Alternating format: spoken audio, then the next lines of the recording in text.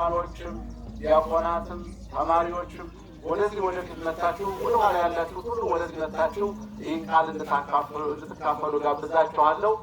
ሌሎች በውጭ ያላችሁት ደግሞ ታዘዙ። ምክንያቱም መታዘዝ ምን ማለት ነው መሰላችሁ? አለመታዘዝ ቅጣትን ያመጣል።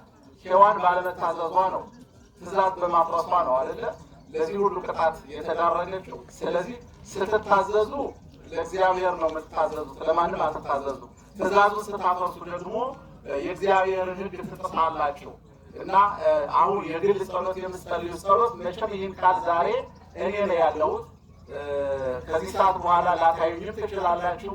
በግላችሁ የምትጸልዩ ጸሎት ደግሞ ይህን ቃል የማታገኙ ስለሆነ ከዚህ በኋላ ይህን ቃል ዛሬ አድምጣችሁ ሁላችሁ በሕይወታችሁ በዘመናችሁ ልትጠቀሙበት የምትችሉበት ቃል ነው እግዚአብሔር የሚናገረው። ሌላው ደግሞ ምንድን ነው? ቤተሰቦቻችሁን፣ ልጆቻችሁን እናንተ በሕይወታችሁ በጤናችሁ ተአምራትና ድንቅ የሚሆንበት የእግዚአብሔር ቃል ስለሆነ ሁላችሁ የምትጸልዩ የግል ጸሎት የያዛችሁት ሁልጊዜ ከእናንተ ጋር ስላለ ለአሁን ለተወሰነ ደቂቃዎች ወደዚህ ወደ ቃሉ ልባችሁን እንድታሰፉና ወደዚህ ቃል እንድትመለሱ ጋብዛችኋለሁ።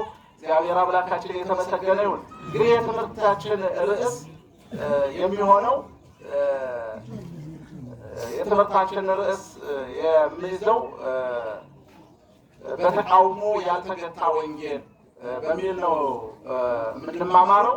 ማለት በተቃውሞ ማለት ሞት ያልያዘው፣ ሞት ያልገታው፣ መከራ ያላስቆመው፣ ስቃይ ያላስቆመው፣ ደግሞ መደብደብ መወገር ያላስቆመው ወንጌል፣ ድል አድራጊ የሆነ ወንጌል፣ የብርሃኑ ወንጌል ነው ልንሰብክ የተነጋገርነውና ይህን ቃል ሁላችሁ ዛሬ ሰምታችሁ ብትሄዱ የመጨረሻ መልካም ይሆንላችኋል ብዬ አስባለሁ። እግዚአብሔር የተመሰገነ ይሁን።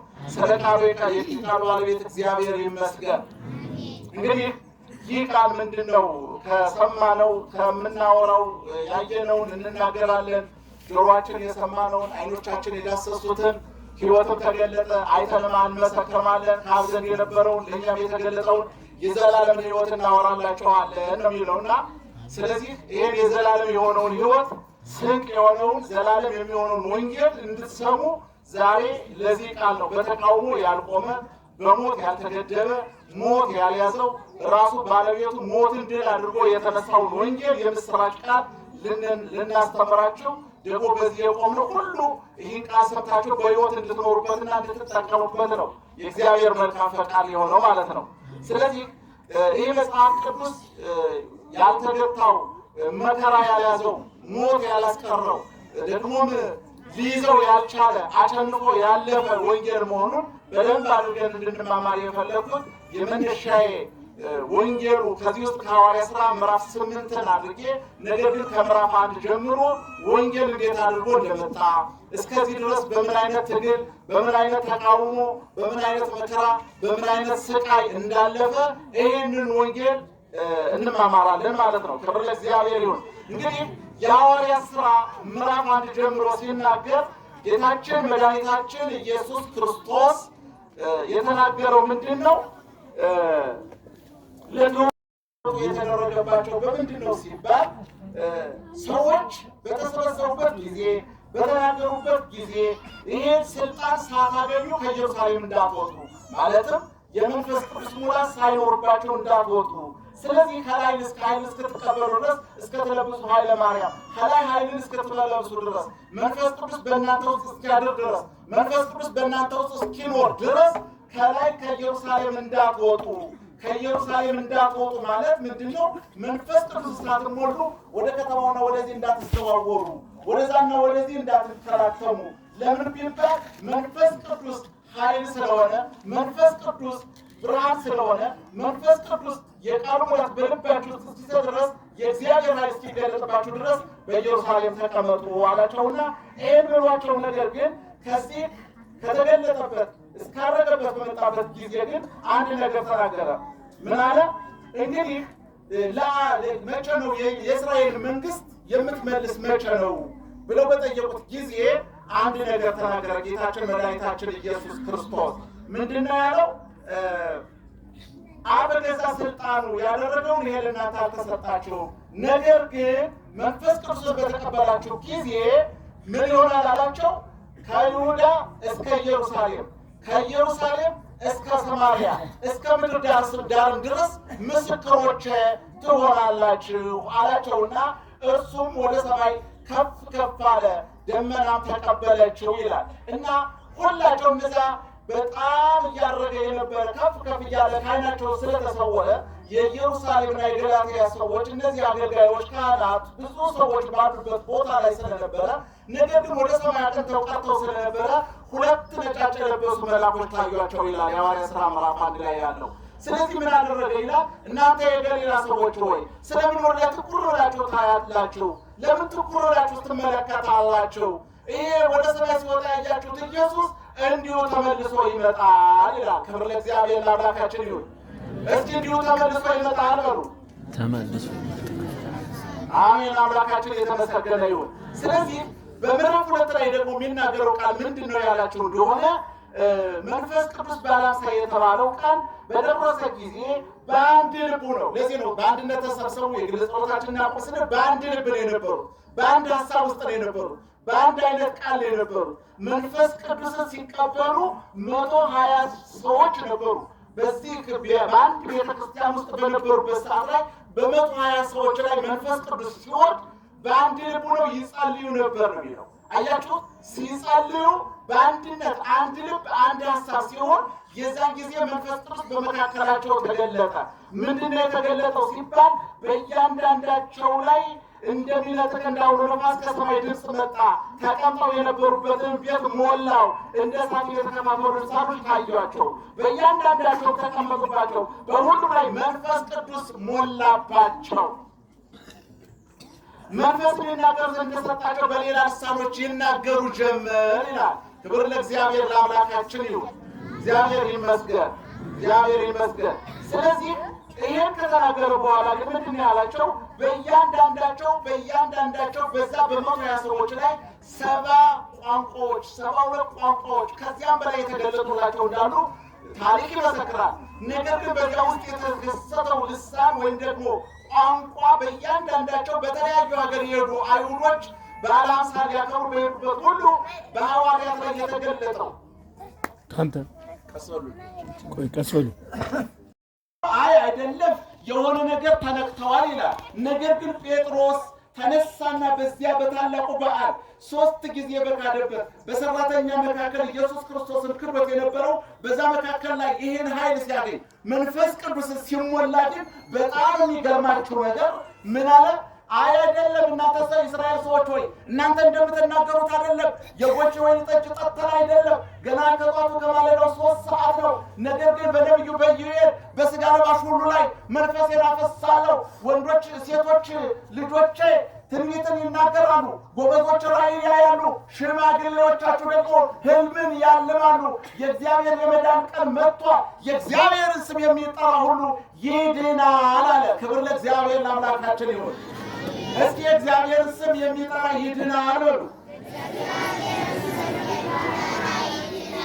አሜን። የእግዚአብሔር ስም ለሁላችን ብርሃንና የሕይወት መጠጥ፣ የሰላም ጥሪ፣ የመንግሥተ ሰማያት መውረሻ ነው፣ የሕይወታችን መዳረሻ ነው። ስለዚህ ይህ ወንጌል እንዲህ እያለ እየተጋፋ አሁን ተቃውሞ እየጀመረ መጣ። ተቃውሞ እየጀመረ ሲመጣ ደግሞ በዚህ በምዕራፍ 3 ላይ ደግሞ ጴጥሮስና ዮሐንስ ለጸሎት በመጡ ጊዜ በጸሎት ጊዜ በ9 ሰዓት አካባቢ ወደ መቅደስ ይወጡ ነበር ይላል። ነገር ግን በዚያ መቅደስ በወጡበት ጊዜ ምን አለ? አንድ ሽባ ሆኖ ሲወለድ ጀምሮ ሽባ የነበረ ሰው በቤተ መቅደስ በር ላይ ቁጭ ብሎ ሁል ጊዜ የሚለምን ሰው ነበረ። ነገር ግን ጴጥሮስና ዮሐንስ ወደ መልካም በሚሏት መቅደስ በሄዱ ጊዜ ምን አደረገ ይላል? አንዳች የሚሰጡት መስሏቸው እጁን ዘረጋ ይላል። ጴጥሮስም ወደ እሱ ትኩር ብሎ ተመለከተና ይኸውልህ እኛ የምንሰጥ ብርና ወርቅ የለንም፣ ነገር ግን ያለኝን ነገር እሰጥሃለሁ፣ ወደኛ ተመልከት አሉት። የዛን ጊዜ ሲመለከት ብርና ወርቅ የለኝም፣ ያለኝን ግን እሰጥሃለሁ፣ በናዝሬቱ በጌታ በኢየሱስ ክርስቶስ ስም ተነሳና ተመላለስ አለው። ሰውየውንም እጁን ይዞ አስነሳው። በዚያን ጊዜ ይላል በዚያን ጊዜ መጽሐፍ ቅዱስ ሲናገር ምን ይናገራል? ተነስቶም ምን አደረገ ይላል? አብሮ ወደ መቅደስ ገብቶ አገለገለ ይላል። ይሄን ያዩ ሰዎች በሙሉ ተደነቁና ይሄ እግሮቹ ጴጥሮስ ማይቶ ሕዝቡን እንዲህ አላቸው። ክብር ለእግዚአብሔር አምላካችን ይሁን። እናንተ የኢየሩሳሌም ሰዎች ይህ ሰው ደህና ሆኖ የሚሄደው እኛ በገዛ ኃይላችን ወይም እግዚአብሔር በመፍራታችን ደህና ሆኖ ይሄድ ይመስላችኋልን? ከእኛ አይደለም ፈውስ የሄደው። ይሄ በስሙ ስልጣን በኢየሱስ ክርስቶስ በስሙ ስልጣን ነው ፈውስ የሆነለት፣ መዳን የሆነለት፣ ዘላለም የሆነለት በኢየሱስ ክርስቶስ በስሙ ስልጣን ነው ፈውስ የሆነለትና ስለዚህ ይህ ፈውስ የመጣው በኢየሱስ ክርስቶስ በስሙ ስልጣን ነው። የስሙ ስልጣን ኃይል አለው። የስሙ ስልጣን ሽባ ይተረትራል። የስሙ ስልጣን ፈውስ ያመጣል። የስሙ ስልጣን አገርን ሰላም ይሰጣል። የስሙ ስልጣን ኃይል አለው። ስሙ ፈዋሽ ነው። ስሙ አዳኝ ነው። ስሙ ሕይወት ነው። ስሙ ዘላለማዊ ነው። ስለዚህ ይሄ በገዛ ኃይላችን ወይም እግዚአብሔርን በመፍራታችን ደህና ሆኖ የሄደ አይምሰላችሁ።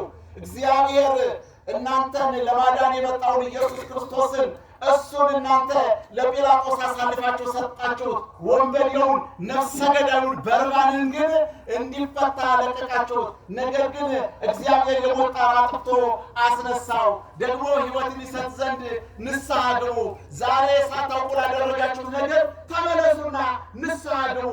ኃጢአታችሁ ይሰረያል። በስሙ የዘላለም ሕይወት ታገኛላችሁ። በስሙ መዳን ይሆንላችኋል። ስለዚህ ሳታውቁ ያደረጋችሁትን አውቃችሁም ያደረጋችሁትን ዛሬ የንስሐ ቀናችሁና ንስሐ ግቡ ብሎ በአንድ ቀን 3 ነበርና በወህኒ ቤት ሊጥሏቸው ባሰቡ ጊዜ ነገር ግን እውቀት እንዳይነሳ ፈጠሩና እነ እስክንድሮስ የተባሉ ሊቀ ካህናቶች በአንድነት ሐዋርያትን ይህንን ስልጣን ከማን ያገኛችሁት? በማን ስም ነው ይህን ሁሉ ብቃት ያገኛችሁት?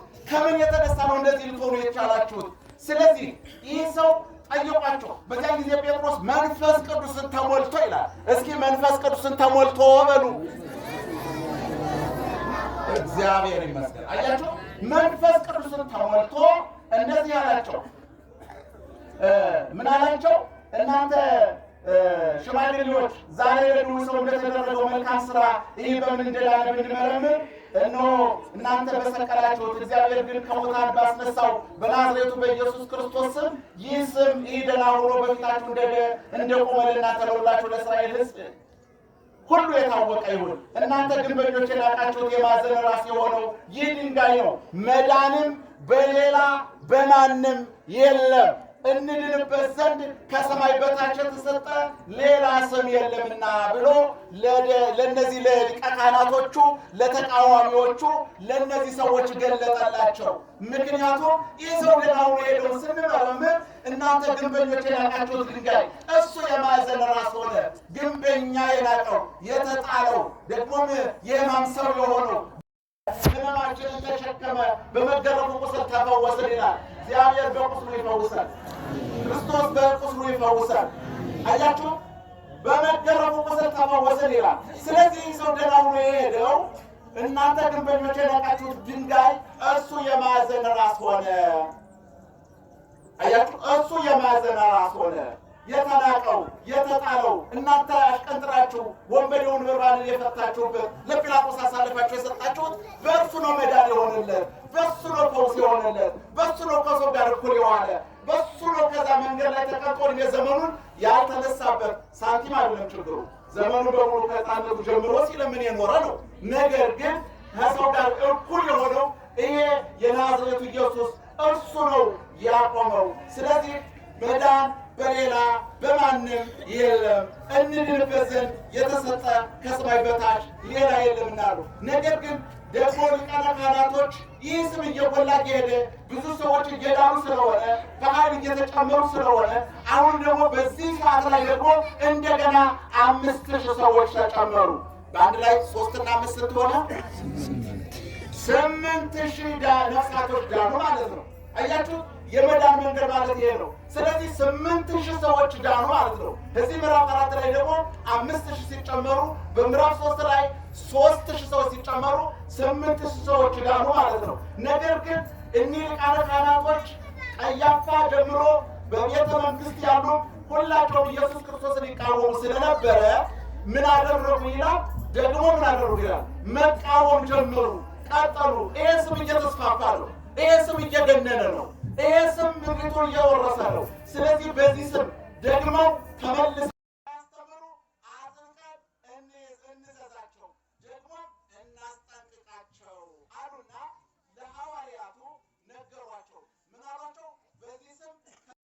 እንዳታስተምሩ፣ ይህን ስም እንዳትጠሩ፣ ይህ ስም በልጆቻችን ላይ ደም ልታመጡብን እያመጣችሁ ስለሆነ ከዛሬ ጀምሮ ይህን ስም እንድትጠሩ አንሻም፣ ይህን ስም እንድትጠሩ አንፈልግም ብለው ከለከሏቸው። ሐዋርያት ግን በጣም የሚገርመው ነገር መንፈስ ቅዱስ ከተሞሉ በኋላ ኖ አሉ፣ ይሄን ከእናንተ ወይም ደግሞ ፈጽመን እንዳንናገር እንዳያስተምሩ ካዘዟቸው በኋላ ይህንማ እኛ ያየነውና የሰማነውን ከመናገር ዝም አንልም፣ ዝም ማለት አንችልም አሏቸው ይላል። እግዚአብሔር ይመስገን።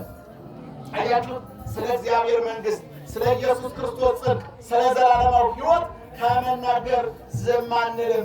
ምክንያቱም የመዳኛ መንገዱ የሕይወት ራስ የድንግል ማርያም ልጅ ጌታችን መድኃኒታችን ኢየሱስ ክርስቶስን ካለመመስከር አንድንም። ከድንግል ማርያም የተወለደው ለሰው ልጆች ሁሉ ኃጢአት ተላልፎ የተሰጠው የሰው ልጆች ሊድኑበት ከሰማይ በታች የተሰጠ መዳን በማንም በሌላ የሌለበት አዳኝና ሕይወት ሰላምና ጤና እረፍትና ሰላም ለሰው ልጆች ሁሉ ሰላምን የሚሰጥ ቀርበው ለነበሩት ሰላም ርቀው ለነበሩት የምስራች ብሎ የሰበከ ደግሞ ሁለቱን በመስቀል ጠርቆ ከመንገድ ያስወገደ ይህንንም አለመስበክ አንችልም። ይህን ልንሰብክ የግድ ነው አሏቸው። ይህ መስበካችን አይደለም አሉ። ነገር ግን ይህን በተናገሩ ጊዜ ከዛ በኋላ እንደገና በመከራ እያሳደዷቸው እነዚሁ በምዕራፍ 5 ላይ ደግሞ ይሄ ነገር እየቀጠለ መሄድ ጀመረ። እየቀጠለ ከሄደ በኋላ ግን በጣም የሚገርመው ነገር ወደ ወህኒ ቤት ውስጥ አስገቧቸው ይላል። እግዚአብሔር ይመስገን። ወደ ወህኒ ቤት ውስጥ ደግሞ አስገቧቸው። በወህኒ ቤት ውስጥ አስገቧቸውና በዚህ ስም እንዳታስተምራላችሁ አላላችሁ ብለው አስገቧቸው። በሸንጎ ተወስኖባቸው ወደ እስር ቤት ውስጥ ገቡ። ወደ እስር ቤት ውስጥ ከገቡ በኋላ የሚገርመው ነገር ሌሊት የእግዚአብሔር መልአክ በሌሊት ገብቶ ደጁን ከፍቶ አወጣቸው። ካወጣቸው በኋላ ምን አላቸው? እግዚአብሔር መልአክ እግዚአብሔር ይመስገን። የእግዚአብሔር መልአክ ካወጣቸው በኋላ በሉ ይሄን የምስራች ቃል፣ ይሄን ወንጌል፣ ይሄን የሰላም ወንጌል፣ ይሄን ቅዱሱን ወንጌል ሂዳችሁ ስበኩ አስተምሯልና ለቀቃቸው። በመነገው ያሰሯቸው ሰዎች በውስጠኛው አስሯቸው ስለነበረ ዘበኞቹም አሉ። በሩም እንደተቆለፈ ነው፣ እንደታሸገ ነው። ሰዎቹ በምንም ተአምር የሉ፣ ተከፍቶ ሲታይ የሉ። ቁልፉ ተከፍቷል። ነገር ግን ማንም ከፍቶ እንዳልሰጣቸው ቁልፉ ከነሱ እጅ ነው የነበረው። ዘበኞቹ አሉ፣ ነገር ግን ሰዎቹ ግን የሉ። ክብር ለእግዚአብሔር ለአምላካችን ይሁን። አያችሁ፣ ደጁ እንደተዘጋ ነው። ስለዚህ በዛ በተዘጋው ደጅ በኩል ሆነና በጣም የሚገርመው ነገር እጅግ የሚያስገርምና ታምራትን አደረገ። ነገር ግን ይኸው በኢየሩሳሌም እያስተማሩ ነው፣ በኢየሩሳሌም ደግሞ እየተናገሩ ነው። ስለዚህ ይህ ሕዝብ በጣም እየወሰዱትና እያስቸገሩ ነው ያሉት አሉና አወጁባቸው እና በዛ እስር ቤት ውስጥ አስወጡና እያንዳንዳቸውን ደበደቧቸው፣ ወቀሷቸው፣ የሚያስፈልገውን ነገር ሁሉ ወሰደባቸው። ነገር ግን ሐዋርያት በጣም ደስ የሚለው የኢየሱስ ክርስቶስ ፍቅር ያለባቸው የድንግል ማርያም ልጅ ፍቅር ያለባቸው እነዚህ ሰዎች ግን በጣም የሚገርማቸው ነገር አንድ ነገር ተናገሩ። ምን ተናገሩ መሰላችሁ? ስለ ስሙ ይናቁ ዘንድ የተገባው መሆኑን መጽሐፉን አስተዋሉ። ያ መንፈስ ቅዱስ ያስረዳቸው በዛ የመቆስላቸውና የመደብደባቸው የመታሰራቸው ምክንያት ማን እንደሆነ አወቁ ይላል። በቃ ኢየሱስ ክርስቶስ አስቀድሞ የነገራቸው በስሙ ይናቁ ዘንድ በመደብደባቸው በስሙ ስለተናቁ ደስ እያላቸው ወጡ ይላል። አይገርምም? ደስ አይላችሁ? ስለ ኢየሱስ ክርስቶስ ስም ተርቆ በስሙ መነቀፍ፣ በስሙ መናቅ፣ በስሙ መዋረድ ምን አላረቁ? ደስ አላቸው። ምክንያቱም ስለ ስሙ ስለተናቁ፣ ስለ ስሙ መስክረው ስለተደበደቡ፣ ስለ ስሙ መስክረው ስለተሰደቡ፣ ስለ ስሙ መስክረው ስለተዋረዱ ደስ እያላቸው ሄዱ ይላል። እንግዲህ ከዚህ ምዕራፍ 6 ላይ ደግሞ እነ እስጢፋኖስን 7 ዲያቆናቶች ደግሞ አምሮተ እድ ወይም በሐዋርያት እጅ እንዲጫኑ ደግሞም ደግሞ እንዲሾሙ 7 ዲያቆናቶች ተመርጠው ደግሞ እናገኛለን። እግዚአብሔር ይመስገን። ከዚህ 7 ዲያቆናቶች ደግሞ ምንድነው መመለቶቻቸውን እየባረኩ ቡራኬ እየሰጡ ያስተምሯቸውና ይመግቧቸው ስለነበረ፣ ነገር ግን በዛ ቡራኬ ላይ ግን አንድ ነገር አለ። ምክንያቱም ደቀ ሐዋርያቱ ብዙ ጊዜ ስራ እየበዛባቸው አገልግሎት እየበዛባቸው አሁን አንዳንድ ካህናቶች በቤተ መቅደስ ሳይመጡልን ስለምትሉ ዝክር ለመዘከርም የትኛውን ቦታ ለአገልግሎት በሚሄዱበት ጊዜ ሰዎችና መበለቶች ቅር ይላቸው ጀመር። ከተለያየ ቦታ ቅር እያላቸው ይመጣ ጀመር። ነገር ግን አይ እናንተ ቅር አትሰኙ፣ ይሄን ያልባረክንበት ምክንያት እኛ አገልግሎት ስለበዛብን የምስራቹን ወንጌል እየሰበክን ስለሆነ ስለዚህ ከእናንተ መካከል 7 ዲያቆናትን ምረጡና ይሄን ምግብ ማዕድ የሚባርኩና ማዕዱን የሚያከፋፍሉ እንሾማቸዋለን አሉ። እዚያን ጊዜ መንፈስ ቅዱስ የሞላባቸው በመልካም የተመሰከረላቸው መንፈስ ቅዱስና ጥበብ የሞላባቸው 7 ሰዎች ከእናንተ ምረጡ፣ ለዚህም ጉዳይ እንሾማቸዋለን። እኛ ግን ለጸሎትና ለቃሉ ለማገልገል እንተጋለን። ይህም ቃል ሕዝብን ሁሉ ደስ አሰኛቸው። እምነት መንፈስ ቅዱስ የሞላባቸው ሰው እስጢፋኖስ፣ ከዚህ ውስጥ ደግሞ አንደኛው ደግሞ ፊልጶስ፣ 7 ዲያቆናቶች ለዚህ ተመደቡ ማለት ነው። እግዚአብሔር ይመስገን። ይኸውላችሁ እንግዲህ ከዚህ ውስጥ ክራይቴሪያውን የሊቁና ክራይቴሪያ ዋናው ምንድን ነው ያላችሁ እንደሆነ 7 ዲያቆናቶች የተመረጡ 7 ዲያቆናቶች ምንድን ነው? በመልካም ነገር በስነ ምግባር የታነጹ የተመረጡ ደግሞ ከመልካም ነገር ብቻ ሳይሆን ደግሞ በመንፈስ ቅዱስ የተሞሉ ፈሪሃ እግዚአብሔር ያላቸው እግዚአብሔር ለማገልገል ሕዝቡን ለማገልገል የሚበቁ እነዚህ ሰዎች አገኙ። በዚያ ሰዓት አስተማሯቸው፣ ጸለዩላቸው፣ በዚያ ሰዓት እጃቸውን ጭነው ሾሙላቸው ይላል። እንግዲህ ምዕራፍ 7 ላይ ደግሞ ስንመጣ ወደ ዋናው ፍሬ ሐሳብ እየገባን ስለሆነ በተቃውሞ ያልተገታ ወንጌል ያልኳቸው ለዚህ ነው። በቃ ተቃውሞ ይበዛበታል፣ ነገር ግን ወንጌሉ መቆም አልቻለም። ወንጌሉ መቆም አልቻለም። ስለዚህ ከዚህ ጋር ደግሞ እስጢፋኖስ በጣም በኃይል ጎልቶ እስጢፋኖስ ቀዳሜ ሰማዕት የተባለው በሐዲስ ኪዳን የመጀመሪያ ሰማዕት የሆነው ቅዱስ እስጢፋኖስ ነው። ከሐዋርያት ጌታችን መድኃኒታችን ኢየሱስ ክርስቶስ ካስተማረበት ቀን ጀምሮ በቃ የመጀመሪያ ሰማዕት የሆነው ቅዱስ እስጢፋኖስ ነው። ቅዱስ እስጢፋኖስ ምንድን ነው የሆነው?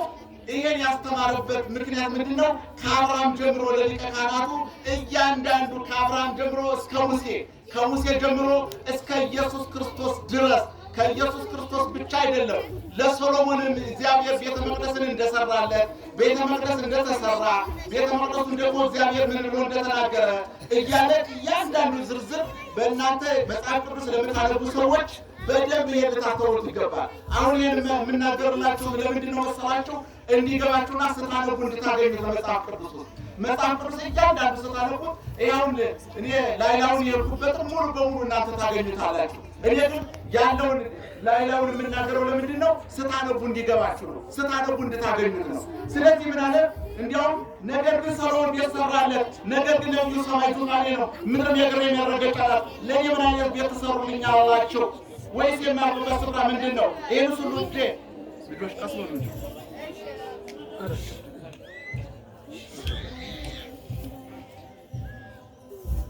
ለእኔ ምን አይነት ቤት ትሰሩልኛላችሁ? እና የማርኩበት ስፍራ ምንድን ነው እንዳለ ልዑል ሰው በሰራው እጅ በሰራው አይኖርም ተብሎ ተጽፏልና አለ። እንግዲህ በአንደኛ ቆሮንቶስ ምዕራፍ 6 ቁጥር 19 ላይ እናንተ ሥጋቸው ከእግዚአብሔር የተቀበላችሁት የመንፈስ ቅዱስ ቤተ መቅደስ በዋጋ ተገዝታችኋል፣ የራሳቸው አይደላችሁ ብሎ ቃሉ ይናገራል። ስለዚህ ሕያው መቅደስ እኛ ነን እንጂ የትም አይደለም። ሕያው መቅደስ ሕያው ታቦት እኛ ነን። ምክንያቱም በአዲስ ኪዳን ይኸው ቅድም እንደነገርኳችሁ መንፈሴን በሥጋ ለባሽ ሁሉ አፈሳለሁ፣ ወንዶችና ሴቶች ትንቢትን ይናገራሉ፣ ጎበዞች ደግሞ ሕልምን ያልማሉ። ስለዚህ ይህን ከተናገረ በኋላ ምንድን ነው ያደረጋቸው? እያንዳንዳቸው ከአባቶቻችን የተሰጠውን የእግዚአብሔርን ቃል እንደተመገቡና እንዳስተማሩ እንደተናገሩ ይህን ቃል አስተማራቸው ይላል። ስለዚህ ነብዩ ሰማይ ዙፋኔ ነው፣ ምድርም የእግሬ መረገጫ ናት፣ የማርኩበት ስፍራ ምንድን ነው? ደግሞ የምቆምበት ስፍራ ከምን የተገኘ ነው ብሎ ይናገራል። እንግዲህ እስጢፋኖስ በዚህ ሰዓት ላይ ቀላል መወገር አለም የተወገረው ምንድን ነው የተደረገው?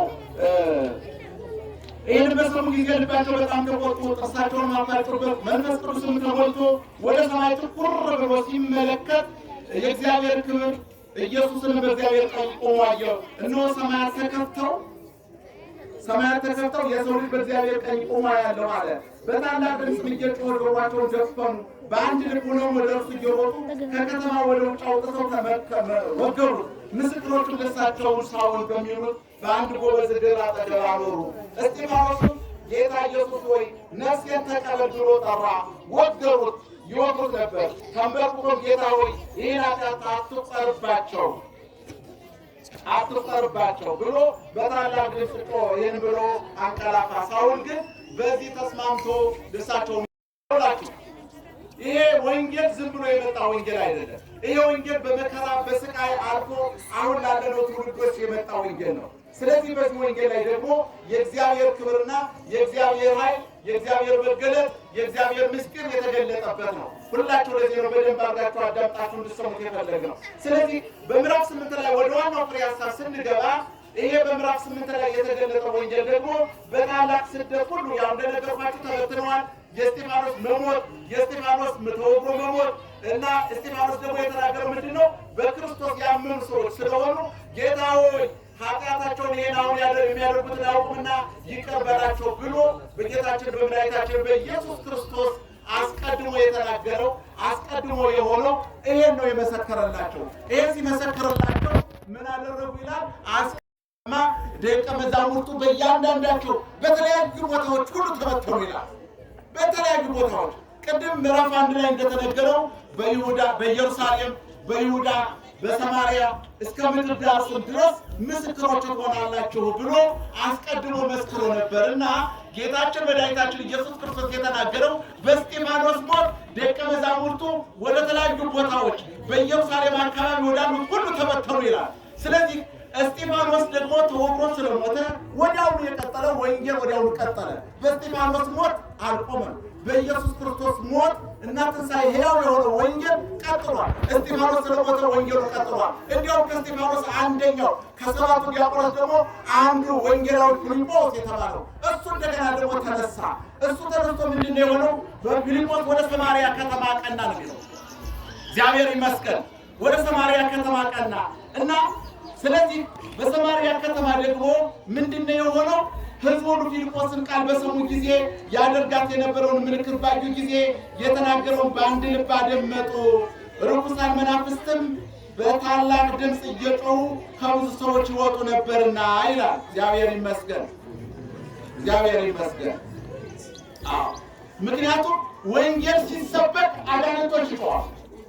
ወንጌልን በደንብ አድርጋችሁ ብታዳምጡት ፈውስ ይመጣላችኋል። ሰላማችሁ ይመጣል። ለምድሪቱ ሰላምን ሊሰጥ የሚችለው ወንጌል ብቻ ነው። ይኸውላችሁ ያለ ወንጌል ሰላም ሊመጣ አይችልም። ምክንያቱም የምስራች ነው ወንጌል። ወንጌል የሰላም ነው። ወንጌል ዘላለማዊ ነው።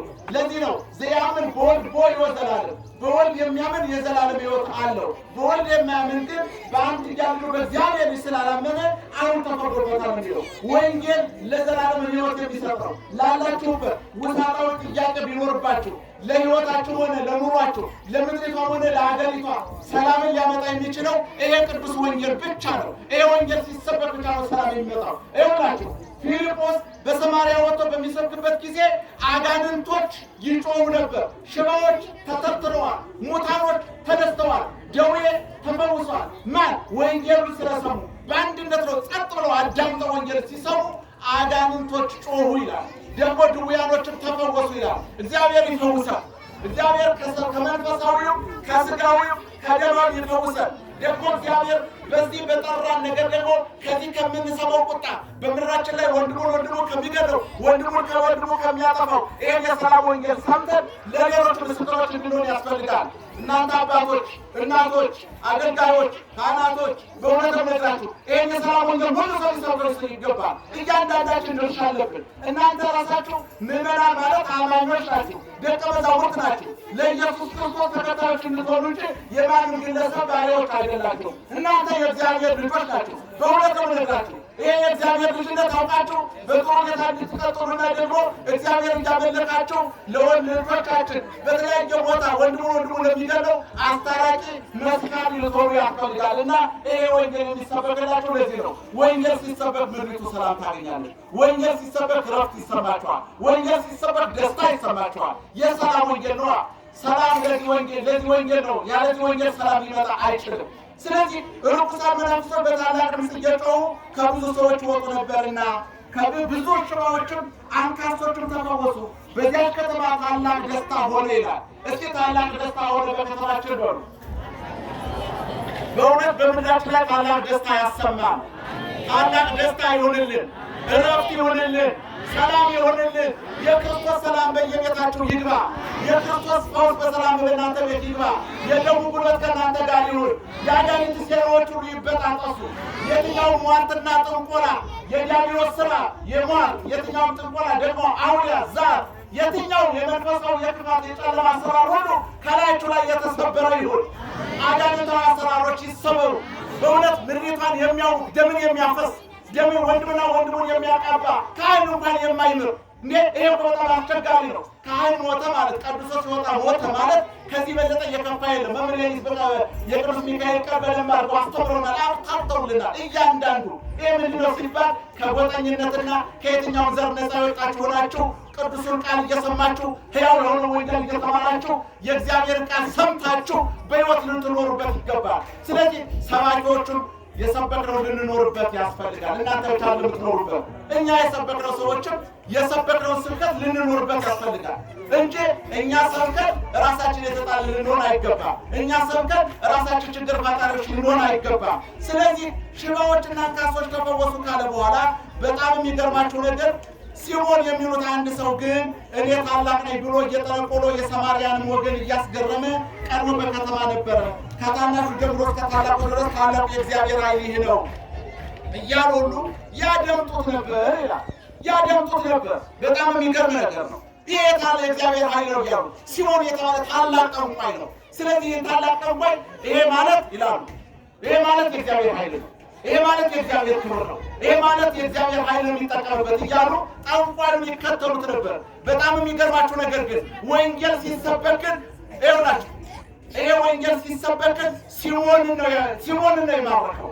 ሲሞን ነው ወደዚህ ወደ እግዚአብሔር ልጅ ኢየሱስ ክርስቶስ ያመጣው፣ ወደ ድንግል ማርያም ልጅ ያመጣው። ሲሞን ራሱ አመነ ይላል። ክብር ለእግዚአብሔር ይሁን። ጠንቋዩ እንኳን አመነ። ጠንቋዩ ንስሐ ገባ። ጠንቋዩ ወደ እግዚአብሔር ቤት ተመለሰ። ጠንቋዩ ወደ እግዚአብሔር ቤት ገባ፣ ንስሐ ገባ ይላል። አይገርማችሁ? ይኸውላችሁ የሰማርያን ከተማ ያስደመመ ዛሬስ ምን ነው በሀገራችን እናውቃለን እንዲህ እንላለን የሚል የሚመትት የትኛውም ጥንቆላ ስራ የትኛውም ይሄን ሁሉ የሚያባሽ እንዲህ አደርጋለሁ እንዲህ ይችላል እያለ ካለ እግዚአብሔር ማን አዋቂ አለ? ያለ እግዚአብሔርስ ማን ሊረዳችሁ ይችላል? ያለ ክርስቶስስ ማን ሊራራላችሁ ይችላል? ማንም ሊራራላችሁ የሚችል የለም ወገኖች። ሊራራልን የሚችል ሊቀ ካህናታችን ኢየሱስ ክርስቶስ እሱ ነው። እንዲያውም ቅድም በሃይማኖት አበው ሲናገራላችሁ ሊቀ ካህናት ለእኛ ሊቀ ካህናት ሊሆን የተጠራ በነገር ሁሉ የተፈተነ ነው እያለ ይናገራል። ዛሬ እኔ ይሄን የምነግራችሁ ቃል በምንድን ነው ያላችሁ እንደሆነ ይኸውላችሁ ብረት የሆነብን ነገር ዛሬ ብረቱ ይቀልጣል። አለት የሆነብን ነገር ይፈራል።